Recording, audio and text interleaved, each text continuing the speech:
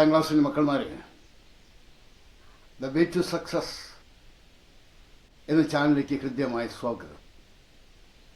3ാമത്തെ chapter colours of word and vision. ആ ചാപ്റ്ററിൽ നിന്ന് അത്യാവശ്യം വേണ്ടുന്ന പരീക്ഷയ്ക്ക് വേണ്ടുന്ന ചില കാര്യങ്ങളാണ് ഇവിടെ പറയുന്നത്. വളരെ ശ്രദ്ധിച്ച് വേണം ഇതെല്ലാം കൈകാര്യം ചെയ്യാൻ. നിങ്ങളോടൊപ്പം ഞാനുമുണ്ട്, എൻ്റെ ചാനലുമുണ്ട്. ഒരുപാട് കാര്യങ്ങൾ ഞാനിവിടെ എഴുതിയിട്ടിട്ടുണ്ട്. അതൊക്കെ ഒന്ന് പറയാനാണ് ഞാൻ ഉദ്ദേശിക്കുന്നത്. ഒരു പ്രിസം, ആ പ്രിസത്തിൽ സൂര്യപ്രകാശമാകാം, മെഴുകുതിരി ജ്വാലയിൽ നിന്നുള്ള പ്രകാശമാകാം, വിറക് കത്തിക്കുമ്പോഴുണ്ടാകുന്ന പ്രകാശമാകാം, ധവള വെള്ളപ്രകാശമായിരിക്കാം, ട്യൂബ് ലൈറ്റ് എന്നുള്ളത്. ഇതിന് എല്ലാത്തിനെയും നമ്മൾ സമന്വിത പ്രകാശം എന്ന് പറയാറുണ്ട്. ആ സമന്വിത പ്രകാശത്തെ ഞാനൊരു പ്രിസത്തിൽ കൂടി കടത്തിവിട്ടിരിക്കുകയാണ്. അത് 7ആയിട്ട് വേർതിരിയുന്ന ഒരു പ്രതിഭാസം, പ്രകാശപ്രകീർണനം, dispersion of light, the separation of colours in the composite light of. അതാണ് ഡിസ്പേഴ്സൺ നമ്മളിവിടെ ഉദ്ദേശിക്കുന്നത്. സമന്വിത പ്രകാശം ഘടകവർണ്ണങ്ങളായി വേർപിരിയുന്ന പ്രതിഭാസം, ദ സെപ്പറേഷൻ അല്ലെങ്കിൽ the splitting up of composite light into component colours is known as dispersion. ഇതിന് കാരണം എന്താണെന്ന് ചോദിച്ചാൽ, ഈ 7 നിറങ്ങൾ അവയുടെ തരംഗദൈർഘ്യത്തിലുള്ള വ്യത്യാസമാണ്. The differ in their wavelength. തരംഗദൈർഘ്യത്തിലുള്ള വ്യത്യാസമാണ് ഈ ഘടകവർണ്ണങ്ങളായിട്ട് വേർതിരിയുന്നതിന് കാരണം, അതായത് ഡിസ്പേഴ്സന് കാരണം. പരീക്ഷയ്ക്ക് ചോദിച്ചാൽ എഴുതാം. എങ്ങനെയായിരുന്നാലും പ്രിസത്തിൻ്റെ ബേസിനടുത്തേക്ക് വരുന്നത് വയലറ്റാണ്. കാരണം വയലറ്റിന് വേവ് ലെന്ത് കുറവാണ്. വേവ് ലെന്ത് കുറയുമ്പോൾ വ്യതിയാനം, ഡീവിയേഷൻ കൂടും. അപ്പോൾ വയലറ്റിൻ്റെ പ്രത്യേകത തരംഗദൈർഘ്യം കുറവ്, വ്യതിയാനം കൂടുതൽ. എങ്കിൽ പിന്നെ ചുമപ്പോ തരംഗദൈർഘ്യം കൂടുതലാണ്, വ്യതിയാനം കുറവുമാണ്. ഇനി പ്രിസം നമ്മൾ എങ്ങനെ വെച്ചിരുന്നാലും ശരി, ബേസിൻ്റെ അടുത്തേക്ക് വരുന്നത് വയലറ്റ് കിരണമാണ്. വേറൊരു ചിത്രം, പ്രിസം തലകീഴായി വെച്ചിരിക്കുകയാണ് ഞാൻ. അവിടെ പ്രകാശം വന്ന് പതിക്കുന്നു, 7ആയിട്ട് വേർതിരിയുന്നു. ഇത് കംപ്ലീറ്റ് ദ റേ ഡയഗ്രം എന്നോ ഒക്കെ ചോദിക്കാം. റേ ഡയഗ്രം കംപ്ലീറ്റ് ചെയ്യാനാണെങ്കിൽ ആ വന്ന് പതിക്കുന്ന പ്രകാശം മാത്രമേ കാണിക്കൂ, ബാക്കി നമ്മൾ വരച്ച് ചേർക്കണം. ഇവിടെ ഞാൻ എക്സ് എന്നും വൈ എന്നും 2 പേര് കൊടുത്തിരിക്കുന്നു. Identify the colours. ബേസിൻ്റെ അടുത്തേക്ക് വരുന്നത് വയലറ്റാണ്. അപ്പോൾ ദാണ്ടേ എക്സ് വയലറ്റ്, വൈ റെഡ്, അങ്ങനെ എഴുതണം. ഈ പ്രതിഭാസം പ്രകീർണനമാണ്. കാരണം എന്താണ് എന്ന് നമ്മളിവിടെ പറഞ്ഞു കഴിഞ്ഞു. ഇനി ഇത് നോക്കാം. വയലറ്റിന് വ്യതിയാനം കൂടുതൽ, കാരണം തരംഗദൈർഘ്യം കുറവ്. ചുമപ്പ് തരംഗദൈർഘ്യം കൂടുതൽ, അതുകൊണ്ട് വ്യതിയാനം കുറവ്. അടുത്തൊരു ചോദ്യം നോക്ക്. ഈ 7ആയിട്ട് വേർതിരിയുന്നതിന് നമുക്ക് എങ്ങനെ കമ്പൈൻ ചെയ്യിപ്പിക്കാം, എങ്ങനെ ചേർക്കാം? അതിന് 2 പ്രശ്നങ്ങൾ അത് വരച്ച് കാണിക്കാൻ പറയും. വരയ്ക്കുമ്പോൾ നമ്മൾ ശ്രദ്ധിക്കേണ്ടത് പ്രിസങ്ങൾ 2ഉം ഒരേപോലെ ആയിരിക്കണം. രണ്ടാമത്തെ പ്രിസത്തിൻ്റെ ബേസ് ആദ്യത്തെ പ്രിസത്തിൻ്റെ ബേസിന് പാരലായിരിക്കണം. അപ്പം മറ്റെല്ലാ ആവശ്യങ്ങളും പാരലായിക്കൊള്ളും. ദാണ്ടേ സൂര്യപ്രകാശം വരുന്നു, ഇവിടെ വെച്ചുള്ള ഡീവിയേഷനൊക്കെ ശ്രദ്ധിച്ചുകൊള്ളണം.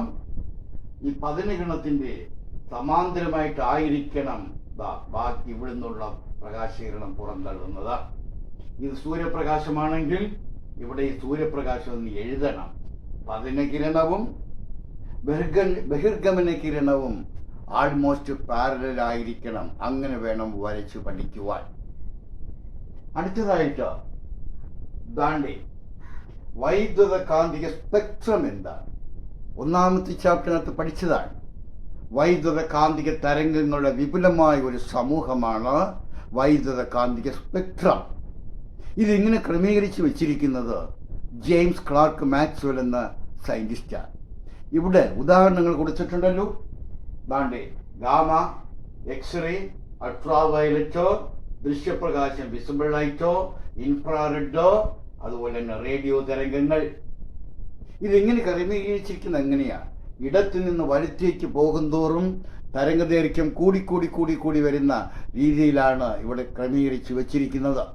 100 ചോദ്യങ്ങൾ ഇവിടുന്ന് വരാം. കണ്ടോ? അങ്ങനെയാണെങ്കിൽ തരംഗദൈർഘ്യം ഏറ്റവും കുറവായിരിക്കും ഗാമയ്ക്ക്. തരംഗദൈർഘ്യം കുറയുമ്പോൾ ആവൃത്തി കൂടും, ഊർജവും കൂടും.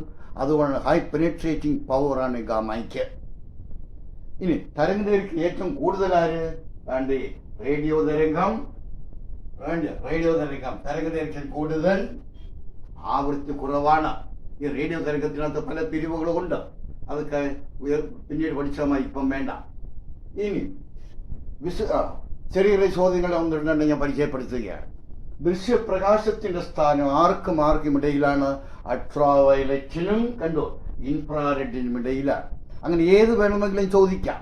എങ്ങനെ വേണ്ടേ? അൾട്രാവയലറ്റിന്റെ സ്ഥാനം എക്സ്റേക്കും വിസിബിൾ ലൈറ്റ് ദൃശ്യപ്രകാശത്തിനും ഇടയിലാണ്. അതേപോലെ ഇതിനകത്ത് ഏത് വേണമെങ്കിലും നമുക്ക് പരീക്ഷയ്ക്ക് ചോദിക്കാം.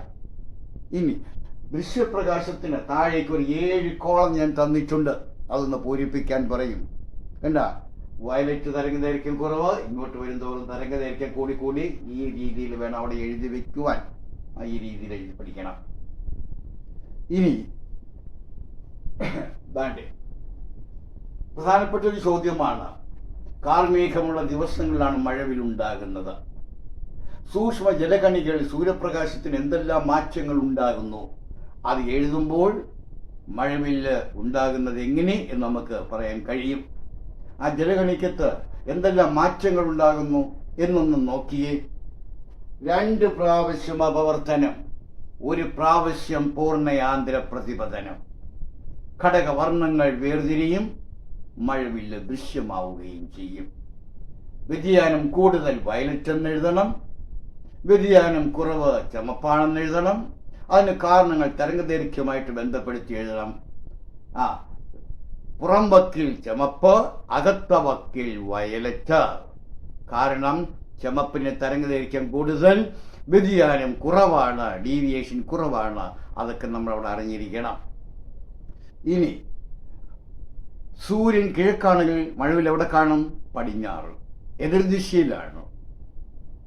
മഴവിൽ കിഴക്കാണെങ്കിൽ സൂര്യൻ എവിടെ കാണും? പടിഞ്ഞാറ്. ഇത് ഒരു തമാശ ചോദ്യമല്ല. ഇത് കഴിഞ്ഞ അങ്ങേ വർഷം പരീക്ഷയ്ക്ക് ചോദിച്ചതാണ്. Where is the position of sun when we see rainbow in the west? പടിഞ്ഞാറ് കാണുകയാണെങ്കിൽ സൂര്യന്റെ സ്ഥാനം എവിടെ? കിഴക്ക്. കഴിഞ്ഞ അങ്ങേ വർഷം പരീക്ഷയ്ക്ക് ചോദിച്ചതാണ്. നിസ്സാരമായിട്ട് നമുക്ക് തോന്നുമെങ്കിലും. ഇനി ഇത് സൂര്യപ്രകാശം തരും, ബാക്കി നമ്മൾ വരയ്ക്കാൻ പറയും. ബാക്കി നമ്മൾ വരച്ച് കാണിക്കണം. ഇനി അപവർത്തനം, 2 പ്രാവശ്യം റിഫ്രാക്ഷൻ, 1 പ്രാവശ്യം പൂർണ്ണയാന്തര പ്രതിപതനം. ഇതെല്ലാം അവിടെ അറിഞ്ഞിരിക്കണം. ഇനി നീല, പച്ച, ചുമപ്പ്, 7 നിറങ്ങളിൽ നീല, പച്ച, ചുമപ്പ് ഇവയെ നമുക്ക് പ്രാഥമിക വർണ്ണങ്ങൾ എന്ന് പറയാം. അതിന് കാരണം പലതാണ്. ഈ വർണ്ണങ്ങൾ അനുയോജ്യമായ വിധത്തിൽ സംയോജിപ്പിച്ചാൽ വെള്ള ഉൾപ്പെടെ നമുക്ക് ഏത് വർണ്ണവും നമുക്ക് നിർമ്മിക്കാം, വെള്ള ഉൾപ്പെടെ. എന്നാൽ മറ്റു വർണ്ണങ്ങൾ സംയോജിപ്പിച്ച് ഈ വർണ്ണങ്ങളെ നിർമ്മിക്കുവാൻ കഴിയില്ല. അതുകൊണ്ടാണ് പ്രാഥമിക വർണ്ണങ്ങൾ എന്ന് നമ്മളിവിടെ പറയുന്നത്. പ്രാഥമിക വർണ്ണങ്ങൾ സംയോജിപ്പിച്ച് കിട്ടുന്നതാണ് ദ്വിതീയ വർണ്ണങ്ങൾ, സെക്കൻഡറി കളേഴ്സ്. ഏതൊക്കെയാ നോക്ക്. വേണ്ടേ, നീലയും പച്ചയും കലർന്നപ്പോൾ എനിക്ക് സയൻ എന്ന നിറം കിട്ടി. പച്ചയും ചുമപ്പും കലർന്നപ്പോൾ മഞ്ഞ കിട്ടി. ചുമപ്പും നീലയും കലർന്നപ്പോൾ മജന്ത കിട്ടി. അപ്പോ സെക്കൻഡറി കളേഴ്സ് സയൻ, മഞ്ഞ, മജന്ത. കൂട്ടത്തിൽ പെടാത്തത് കണ്ടെത്താൻ പഠിച്ചു വച്ചേക്കണം. 3 എണ്ണം പ്രാഥമിക വർണ്ണം തരും, 1 ദ്വിതീയ വർണ്ണവും തരും. 3 എണ്ണം ദ്വിതീയ വർണ്ണം തരും, 1 പ്രാഥമിക വർണ്ണവും തരും. എന്നാൽ ഈ വർണ്ണങ്ങൾ സംയോജിപ്പിച്ച് നമുക്ക് വെള്ളം നിർമ്മിക്കാമെന്ന് സർ ഐസക് ന്യൂട്ടൺ കണ്ടുപിടിച്ചു വച്ചിട്ടുണ്ട്. ന്യൂട്ടന്റെ വർണ്ണപമ്പരം എന്ന പരീക്ഷണം. 7 വർണ്ണങ്ങളായിട്ട് വിഭജിക്കുന്ന ഒരു വൃത്തത്തകിടിനെ വളരെ വേഗതയിൽ കറക്കുന്നു. The individual colors disappear and the disc appear white. അത് കണ്ണിന്റെ കഴിവ് കൂടിയാണ്, വീക്ഷണ സ്ഥിരതയാണ്. വീക്ഷണ സ്ഥിരത 16 സെക്കൻഡ് സമയമാണ്. ശ്രവണ സ്ഥിരത 10 വീക്ഷണ സ്ഥിരത, പെർസിസ്റ്റൻസ് ഓഫ് വിഷൻ 16 സെക്കൻഡാണ്. അതിന് ഉദാഹരണങ്ങളുണ്ട്. എരിയുന്ന പന്തം വൃത്താകൃതി ചുഴച്ചുമ്പോൾ അഗ്നിവലയം കാണുന്നത്, താഴേക്ക് പതിക്കുന്ന മഴത്തുള്ളി ഒരു സ്ഫടികദണ്ഡ് പോലെ കാണുന്നത്. ടി വിയിലും സിനിമയിലായിരുന്നാലും we can see continuous sensation of the scene, ഒരു രംഗത്തിലെ തുടർച്ചയായ ദൃശ്യാനുഭവം നമുക്ക് കിട്ടുന്നത്. ഇതെല്ലാം വീക്ഷണ സ്ഥിരതയ്ക്ക് ഉദാഹരണങ്ങളാണ് എന്ന് ഓർത്ത് വെച്ചേക്കുക. അടുത്തതായിട്ട് ഇനി പറയാൻ ഉദ്ദേശിക്കുന്നത്, 3 വർണ്ണങ്ങൾ സംയോജിപ്പിച്ചാൽ വെള്ള കിട്ടും. എൻ്റെ കയ്യിൽ മഞ്ഞ നിറമുണ്ട്, മഞ്ഞ പച്ചയും ചുമപ്പുക, അതിൻ്റെ കൂടെ ഒരു നീലയും കൂടെ ചേർത്ത വെള്ള കിട്ടുമല്ലോ. Pair of colours R which are added to a primary color to obtain white, അതിനെ കോംപ്ലിമെന്ററി കളർ, പൂരക വർണ്ണം എന്ന് പറയും. ഇവിടെ റൗണ്ടായിട്ട് കാണിച്ചിരിക്കുന്നത് കോംപ്ലിമെന്ററി കളറാണ്. അതുപോലെ തന്നെ ഒരു വൃത്തത്തകിടിന് മൂന്നായിട്ട് ഭാഗിച്ചിരിക്കുന്നു. ഒരു വൃത്തത്തകിടിനെ അതിൽ റെഡുമുണ്ട് ബ്ലൂവുമുണ്ട്. ഇത് എക്സ് എന്ന് ഞാൻ കൊടുത്തിരിക്കുന്നു. ആ നിറം ഏതാണ് എന്ന് തിരിച്ചറിയാനാണ്. എക്സ് എന്തായിരിക്കും? നീല, ചുമപ്പ്, പിന്നെ എക്സ് പച്ചയായിരിക്കും. കണ്ട, നീലയുണ്ട്, ചുമപ്പുണ്ട്, പിന്നെ ആരാ പച്ചയും കൂടെ പോരെ 3 വെള്ള കിട്ടാൻ. അങ്ങനെയുള്ള ചോദ്യങ്ങൾ വരാം. അതീവോ ഏതെല്ലാം തകിടുകൾ കറക്റ്റ് ചെയ്താൽ വെള്ളയായിട്ട് കാണും എന്നും പറഞ്ഞുകൊണ്ട് ചോദ്യങ്ങളൊക്കെ വരാം. ഇവിടെ 2ആയിട്ട് ഞാൻ ഡിവൈഡ് ചെയ്തു. ഒന്ന് സയൻ, സയൻ്റെ കൂടെ പിന്നെ ആര് വേണം? സയൻ എന്താ? നീലയും പച്ചയും അല്ലേ, പിന്നെ ചുമപ്പ് കിട്ടിയാൽ പോലെ. എക്സ് ചുമപ്പ് നിറമായിരിക്കും. അതുപോലെ തന്നെ ഇത് 10ാം ക്ലാസ്സിലെ കുട്ടികൾക്ക് മാത്രമല്ല, PSC പരീക്ഷയ്ക്ക് എഴുതുന്ന പരീക്ഷയ്ക്ക് വേണ്ടി തയ്യാറാകുന്ന എല്ലാ കുട്ടികൾക്കും ഇത് ബാധകമാണ്. അതുപോലെ മഴവില്ല് വായിക്കണം. മഴവില്ല് കൃത്രിമമായ മഴവില്ലുണ്ടാക്കാം. സൂര്യൻ ചക്രവാള സീമയിലായിരിക്കുമ്പോൾ മഴവില്ല് വലുതായിരിക്കും. സൂര്യൻ ഉയർന്നു വരുന്തോറും മഴവില്ല് ഡിസപ്പിയർ ചെയ്യും. ഇതൊക്കെ മനസ്സിലാക്കേണ്ട കാര്യങ്ങളാണ്. മഴവില്ല് വിമാനത്തിൽ നമ്മൾ രാവിലെ മഴവില്ല് കാണുന്നു. രാവിലെ മഴവില്ല് പടിഞ്ഞാറല്ലേ കാണുന്നത്. ഭൂമിയുടെ മറുവശമുള്ളവർ വൈകുന്നേരം അതിൻ്റെ ബാക്കി കണ്ടുകൊണ്ടിരിക്കും. ചുരുക്കി പറഞ്ഞാൽ മഴവില്ല് പൂർണ്ണ വളയമായിട്ടാണ് നമ്മൾ കാണുന്നത്. വിമാനത്തിൽ എഴുതുകൊണ്ട് നോക്കിയാൽ മഴവില്ല് പൂർണ്ണ വളയമായിട്ട് കാണും. ഈ എഴുതിയിട്ടിരിക്കുന്ന കാര്യങ്ങളെല്ലാം വ്യക്തമായിട്ട് വായിച്ച് മനസ്സിലാക്കണം. സൂം ചെയ്ത് കാര്യങ്ങൾ മനസ്സിലാക്കി വേണം. ഇവിടം വരെയാണെന്ന് എനിക്ക് തോന്നുന്നു പരീക്ഷയ്ക്ക് വേണ്ടിയുള്ളത്.